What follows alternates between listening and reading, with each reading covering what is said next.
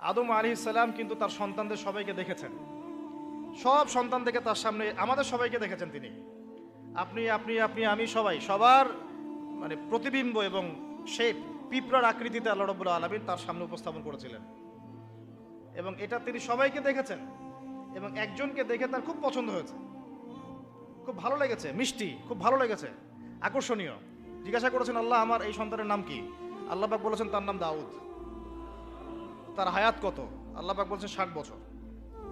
তখন তিনি বলছেন আদম আলাইহিস সালাম, আল্লাহ আমার হায়াত থেকে 40 বছর তাকে দিয়ে দাও। দাউদ আলাইহিস সালাম 100 বছর বেঁচে ছিলেন। দাউদ আলাইহিস সালাম সম্পর্কে আরেকটা আয়াত আছে কোরআন, এটা স্পেশাল।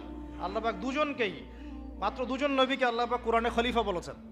যদিও প্রত্যেক নবী আল্লাহর খলিফা এবং প্রত্যেক ন্যায়পরায়ণ শাসক আল্লাহর খলিফা, কিন্তু আল্লাহ পাক স্পেশালি দুজন নবীকে খলিফা বলে সম্বোধন করেছেন। একজন হচ্ছেন আদম আলাইহিস সালাম, আরেকজন দাউদ আলাইহিস সালাম।